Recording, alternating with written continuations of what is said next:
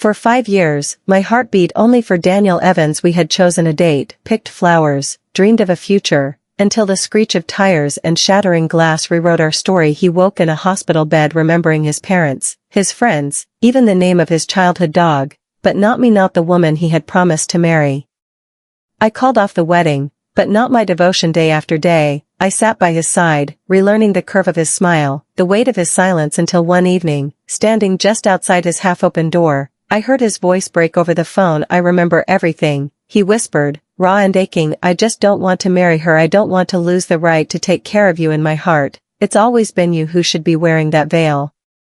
The words didn't just hurt, they unmade me quietly. I did as he wished. I vanished like a shadow at noon, leaving no note, no trace. But my absence, it turned out, was a kind of death sentence for him. They say he never stopped looking, wearing out roads and memories, chasing a ghost he himself had created. Back in that hospital, on the day of the accident, my tears had fallen like scattered glass, each one a plea. Let him live, and I will bear any silence, any loss. When the surgeon emerged, masked and weary, to say, "He's stable." Another half hour and we might have lost him, my knees gave way. Relief was a flood, sorrow, its undercurrent. Our families wept, for his survival, for my invisible wound. And I sat on that cold bench, already gone, already a memory he'd spent a lifetime trying to recover. Immediately after Daniel Evans was pushed out on the operating table, I rushed forward impatiently. Tears started falling again. Daniel Evans's face was covered in wounds and the gauze-wrapped injuries were still seeping blood. I bit my lip, unable to stop crying. A nurse beside him supported my weak body and comforted me. Don't be too sad to survive such a major car accident is fortunate. I shook my head, unable to speak. How could I not be sad? We were about to have a joyous wedding, but then a sudden tragedy struck. What we had anticipated for so long ended in vain, not to mention the wedding itself almost just a tiny bit. Daniel Evans and I were almost separated forever. A joyous wedding was almost turned into a funeral. After grieving for a while, I suddenly realized now was not the time to be sad. William Evans and Margaret Evans, who wasn't feeling worse than I was. I wasn't a child anymore. There were things I needed to take responsibility for. The wedding was secondary. As long as he was alive, we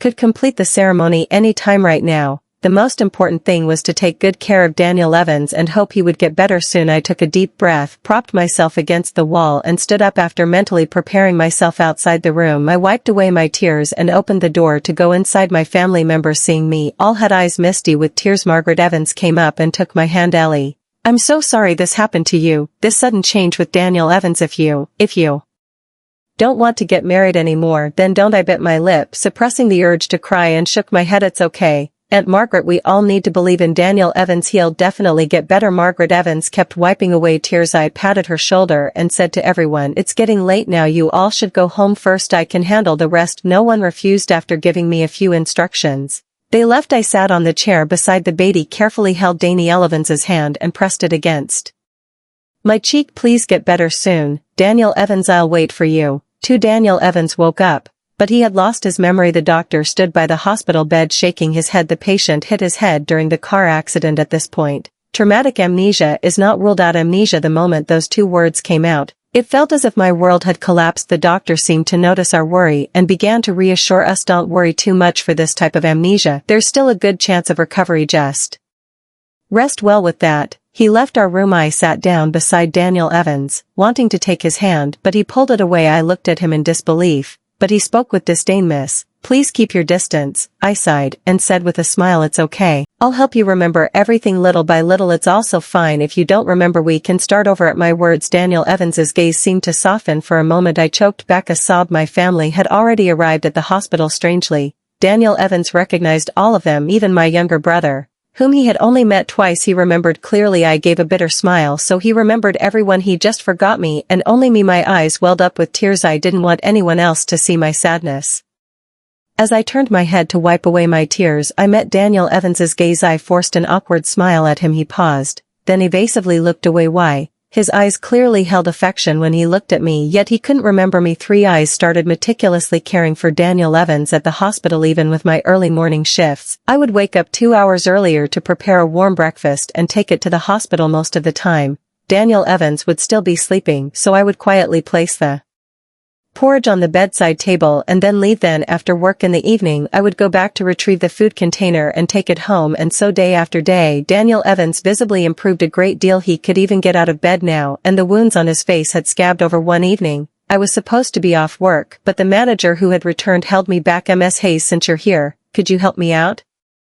A client suddenly requested an urgent job. It's quite troublesome. I hesitated for a moment, but agreed. By the time I finished everything and left the office, it was already past midnight. I rode my scooter, wondering if I should just pick up the food container tomorrow. Then I suddenly remembered that my parents had taken the food container from my place back to their parents' place. Forget it, it was on my way anyway. I might as well go directly, and I could catch a glimpse of Daniel Evans. I parked my scooter in the hospital parking lot. Slowly walked into the hospital. The inpatient wing was so quiet at night I didn't dare take big steps, afraid of disturbing others. Daniel Evans was in a private room on one of the upper floors at that moment. Most people were asleep, but faintly, I heard a sound of crying. As I got closer, I realized it was coming from Daniel Evans's room. Just as I was about to push the door open, I heard a familiar name. Chloe Miller. I miss you so much. My hand tightened on the doorknob and a pang of bitterness surged in my heart. Immediately after Daniel Evans's voice sounded again, I remember everything. I just don't want to get married. I don't want to lose the legitimate right to take care of you. In my heart, you should be the bride. My hand on the doorknob completely dropped. So this was the truth. So Daniel Evans hadn't lost his memory at all. So the amnesia was just a pretense to avoid marrying me. I turned decisively without shedding a single tear. Daniel Evans,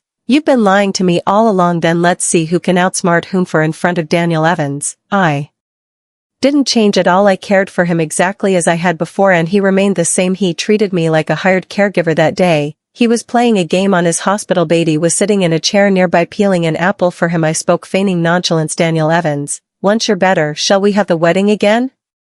Daniel Evans froze. The sound of being defeated came from his phone. He looked at me with no emotion. Eleanor Hayes, I don't even know you. There's no feeling between us, so how can we get married? My eyes welled up with tears as if they were about to fall in a flood of tears from injustice. I just want you to get better soon. Daniel Evans became irritable and waved his hand. Forget it. This isn't something I can control. Why do I remember everyone but you? I don't believe you don't know the reason at all. I froze. Are you saying I did something to hurt you? Daniel Evans hesitated. If it weren't for you. He stopped mid-sentence. I pressed him. What about me? He threw his hands up. Forget it. You should leave now. I'm tired and need to rest. I placed the peeled apple on a plate and instructed him. I prepared the fruit for you. Remember to eat it. It's good for your health. Daniel Evans said nothing, pulling the blanket over his head. I walked out of the room with tears in my eyes, and at the corner, I cleverly let a single tear fall. Once away from the room, I raised my hand to wipe away the tears from my eyes, my face expressionless. I got on my scooter and left the hospital. I thought about it and couldn't help but smile, because I knew that after I left the room a nurse would go, "Iny. Wonder what she would say." She would say, "Patient, don't you feel anything at all? Ms. Hayes is so good to you. Even a stranger would develop some feelings while you've been hospitalized. She's been crying constantly every day. If she hadn't told us you two were getting married, we'd think she owed you millions. Even if I know you can't." Greet Miss Hayes with a smile. At least don't wear a scowl and make her leave in tears every time. Touch her conscience. Doesn't it ache? Or are you just faking it? Listen to that. Does that sound like something a nurse would say? The truth was, she wasn't a nurse at all. She was just an actress I hired. So why did I know exactly what she would say? Could it be that I wrote the script for her? Daniel Evans, if you can't love me, then live with the guilt forever. 5. Daniel Evans's attitude towards me had improved quite a bit. It was probably thanks to yesterday's nurse who had worked. Today was the weekend, so I didn't have to go to the office at noon. I brought lunch to Daniel Evans at the office. I knocked on the door and smiled brightly at him. I had timed and angled it perfectly, sitting beside the bed. Sunlight streamed in through the window, landing on my hair. I was wearing a floral gauze dress. With my hair down, I opened the food container and meticulously arranged one dish after another in front of Daniel Evans. "Try it. It's a new dish I learned to make." Daniel Evans glanced at me, then continued to eat. Looking down after a couple of bites, he started playing with the spoon in his hand. He said, "Eleanor Hayes, if you're busy in the future, you don't have to come." I frowned, my eyes full of confusion. Why? He suddenly got agitated by my question. Why so many questions? "I'm just injured, not paralyzed." As he spoke, the leg propped up on the hospital bed was swinging back and forth. It was genuinely quite comical. I held back a laugh, lowering my head, my voice filled with disappointment. "Okay, since he didn't want me close. It was time to involve his parents. I explained Daniel Evans as meaning to William Evans and Margaret Evans and asked them if they wanted to hire a caregiver. William Evans angrily threw a cup. That ungrateful son, even a car accident couldn't fix his brain after all the worry we've had for him. Is this how he treats you? I waved my hand with a pitiable look in my eyes. Not really, maybe he's just worried I'd get too tired. Margaret Evans, my heart ached for her as she stroked my hand. Ellie, if you ask me, you've worked so hard during this time. Hiring a caregiver is a good idea. It will give you some rest. It's just Daniel Evans's approach that's wrong. You've truly been wronged. I shook my head. No, I haven't. William Evans sighed. Ellie, if you can't take it anymore, just leave. We won't blame you. I stood up from the couch, feigning agitation. How can I do that? Daniel Evans isn't well yet. I can't just abandon him. How could I do that? Daniel Evans hadn't suffered enough and I couldn't let him off the hook yet. William Evans and Margaret Evans were incredibly touched by Methy. Said that even if I couldn't be their daughter-in-law, they would adopt me as their goddaughter. How could that be? If someone found out, he'd be furious. I secretly rejoiced. 6. The caregiver for Daniel Evans was one I had carefully selected. I told her all of Daniel Evans's preferences and dislikes, and I specifically instructed her to take good care of him within 2 days. Daniel Evans couldn't take it anymore. I was working overtime at the office when my phone screen kept flashing out of the corner of my eye. I caught sight of those 3 Daniel Evans. A smirk played on my lips, but I ignored it. It wasn't until 2 hours later when I finished work that I picked up my phone and hastily dialed the number. What's wrong, Daniel Evans? I was at work earlier and my phone was on silent. Daniel Evans couldn't stand it for a second. He was on the verge of yelling. Eleanor Hayes, do you want to see what kind of caregiver you hired? She cooks everything I don't like and everything I tell her not to do. She insists on doing it as if she's doing it on purpose. She's taking my money to do this. Does she think I'm dead? I feigned surprise. What? I'm so sorry, I didn't know. He scoffed. What's the use of saying sorry? I lowered my gaze and sighed. Then I'll find you another caregiver. My family supports it. You'll just have to get used to it. They'll need time to learn your preferences. Daniel Evans fell silent, thinking about something. Suddenly, he gave in. Forget it, you should just take care of me. Paused. All right, as long as it's not too much trouble for you. If there's nothing else, I'll hang up now. The second before I hung up, Daniel Evans suddenly spoke up. Wait, I secretly smiled. What is it? Daniel Evans coughed lightly. Could you bring me a bowl of noodles? I'm starving.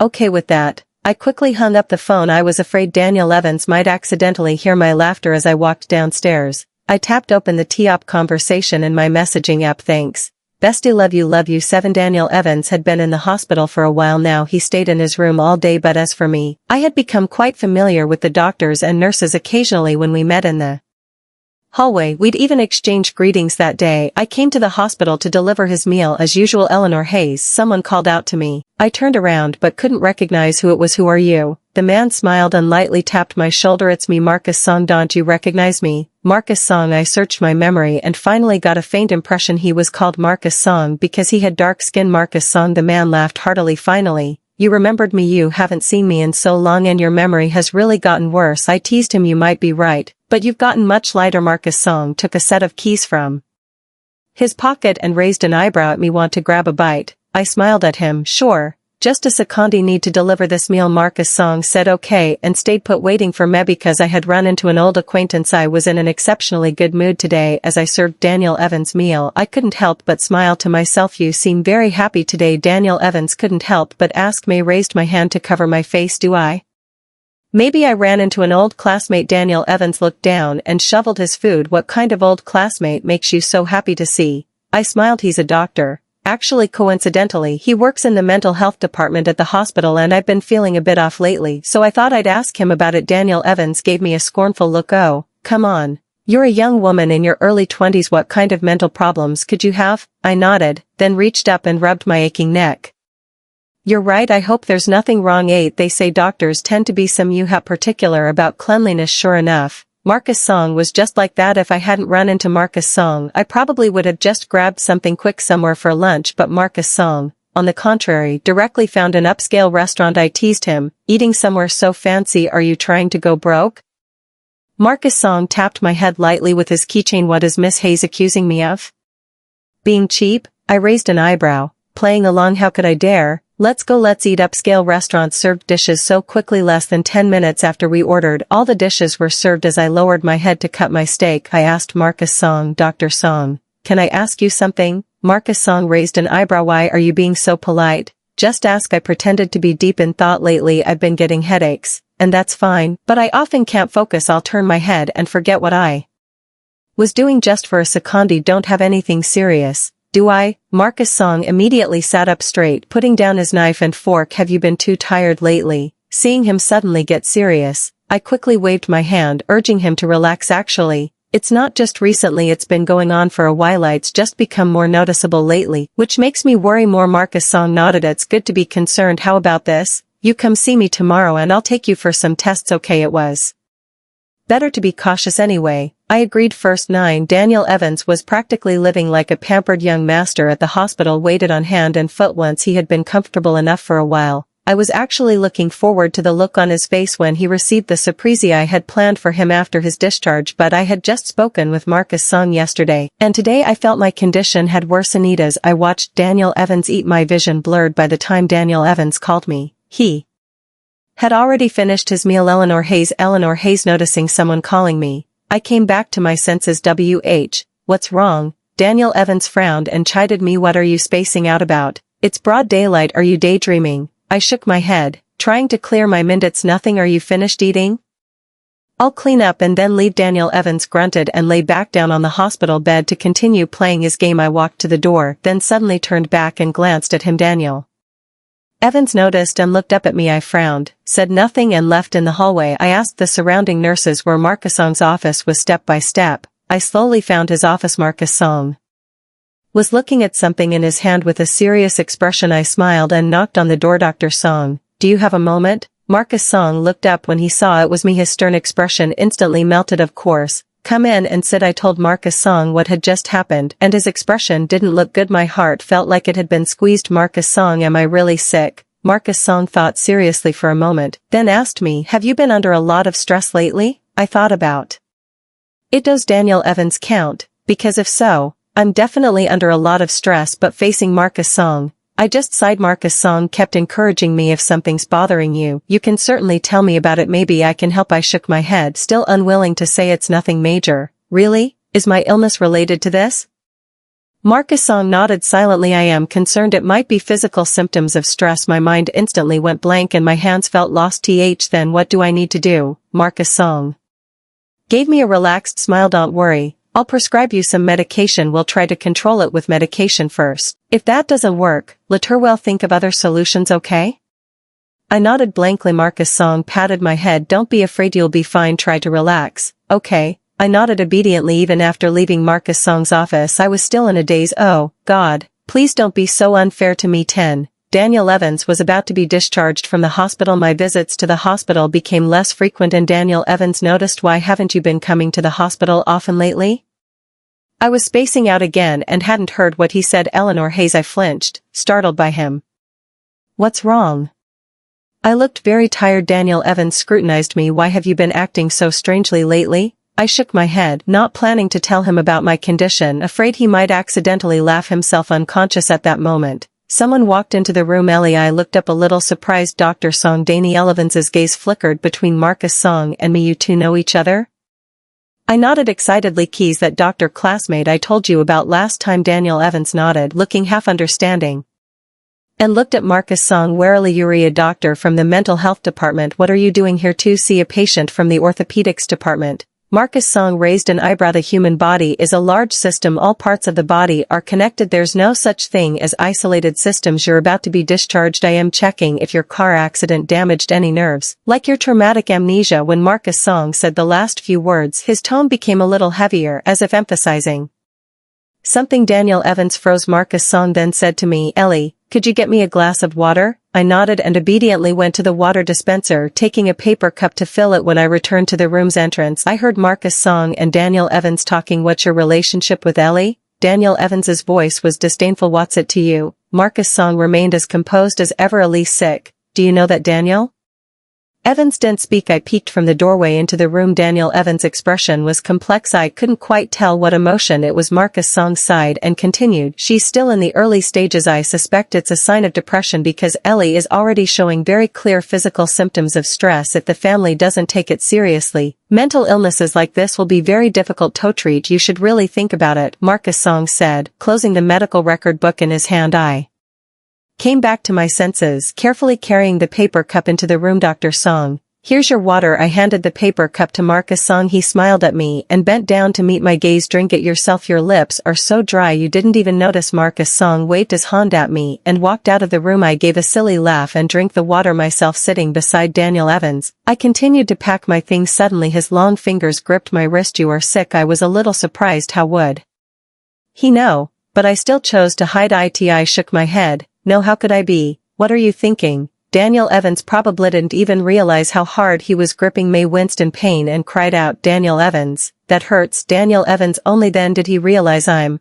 sorry. I shook my head and smiled at him. "It's okay." 11. Daniel Evans's memory returned on the day of his discharge. Daniel Evans suddenly said he remembered everything. "That's wonderful." I couldn't help but wrap my arms around his waist and smiled happily. Daniel Evans pinched my cheek. His eyes held a tenderness I had never seen before. William Evans and Margaret Evans were overjoyed. William Evans patted Daniel Evans's shoulder. "Daniel Evans, Ellie went through a lot of hardship caring for you during this time. You must treat her well from now on." Daniel Evans nodded frantically. Margaret Evans took my hand. "Ellie, don't worry. If that boy, Daniel Evans, ever dares to bully you in the future, I definitely won't go easy on him." I smiled. It felt so good, so happy. It felt as if time had stopped at that very moment. In the evening, Daniel Evans walked me home. The street lights cast long shadows of us. "Ellie, when should we have the wedding?" I hadn't expected Daniel Evans to bring it up himself. I was a little surprised and asked without hesitation, "I thought you didn't want to marry me anymore." Daniel Evans's expression froze for a moment. "Why would you think that?"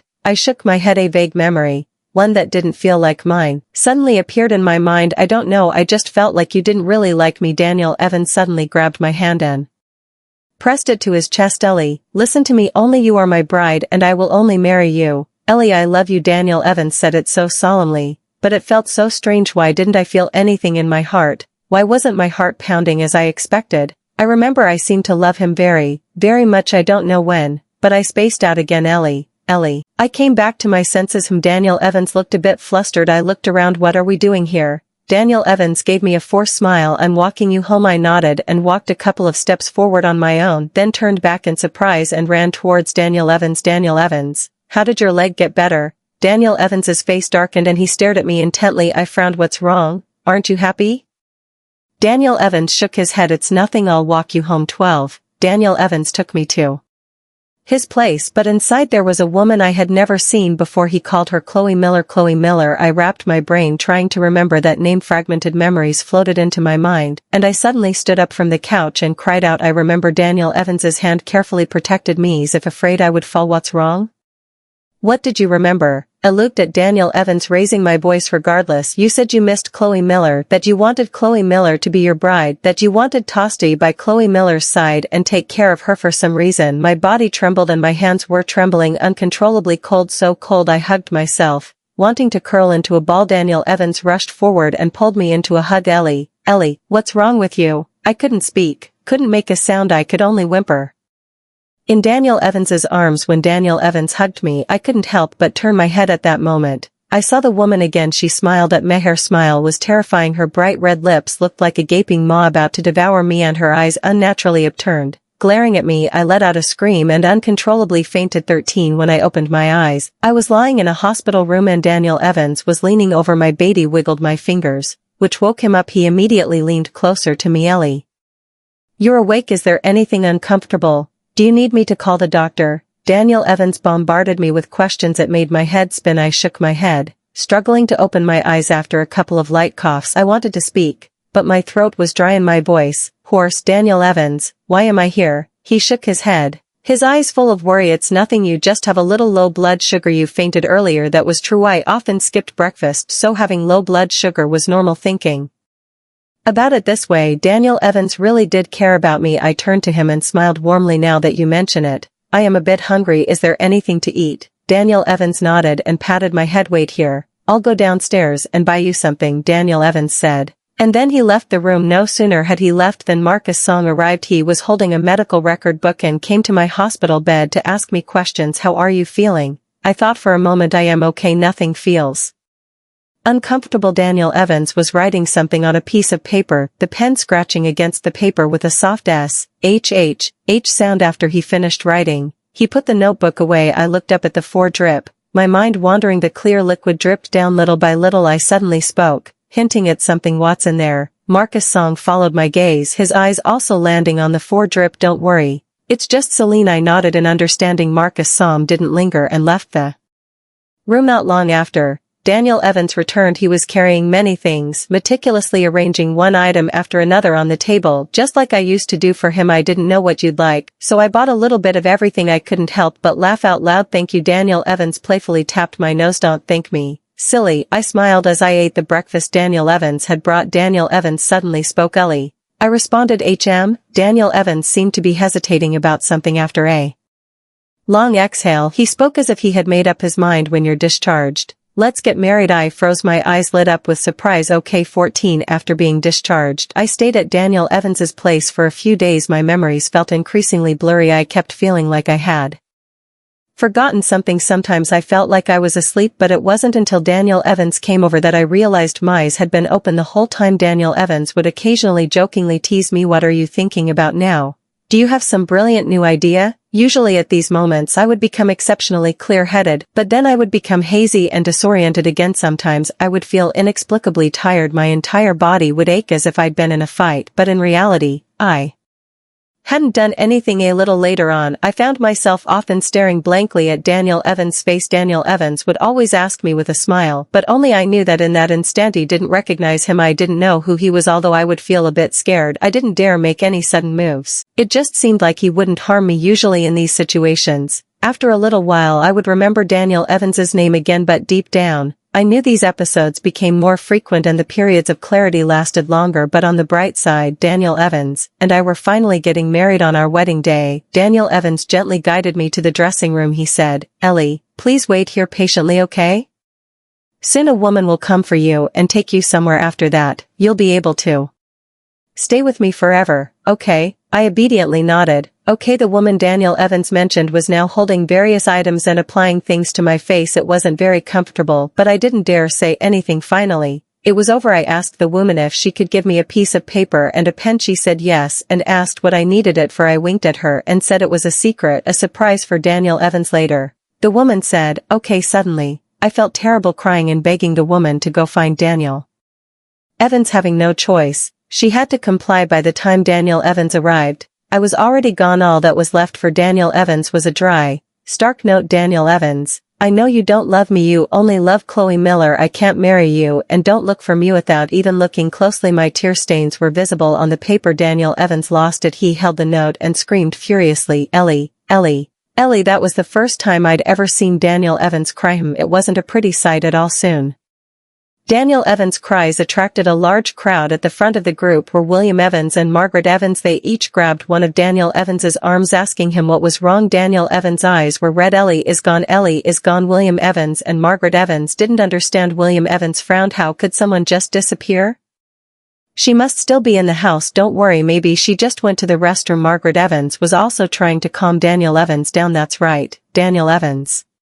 You're just too worked up, aren't you? Daniel Evans thrust the note in his hand upward. Ellie is gone. Ellie doesn't want me anymore. Shouting this, he stormed out of the dressing room and the crowd followed close behind. When everyone had left, one person returned at the very end. It was a woman. She stopped beneath the ventilation shaft and gave a thumbs up towards it. I opened the panel and jumped down from above. I immediately hugged the woman. My bestie, what would I do without you? 15. I had trained in martial arts and dance. Climbing into a ventilation shaft, for instance, was not difficult for me. It was my first time watching the show from a bird's eye view and I wasn't quite used to it. When Daniel Evans cried, I almost burst out laughing. He should have known. Never underestimate a good-natured person, because you'll never know how terrifying the dark side of their heart can be. My best friend, Samantha Green, brushed the dust off. May go on. Marcus Song is waiting for you outside. I nodded, my gaze falling On the wedding dress I couldn't help but reach out and touch it. What a shame, this wedding dress is quite beautiful. Samantha Green scoffed. That's easy, with just a word from you. You could buy hundreds of them. I pursed my lips. True. Marcus Song had driven there. Seeing me walk out in all black, I stood out conspicuously. He humped his horn at me. Over here. He waved. As soon as I got in the car, he handed me a bottle of water. Tired from acting? Have some water, I chuckled. You really get me. Marcus Song looked at me meaningfully. Impressive acting. If you're not nominated for an Oscar this year, I'm not watching. I swallow. See the water in my mouth. Right back at you. Dr. Song, you're quite the actor yourself. 16 later, I heard that Daniel Evans searched for me everywhere. He never married, waiting for me, but he would never know that I was the young heiress of that powerful corporate empire. Alainer Hayes. The end.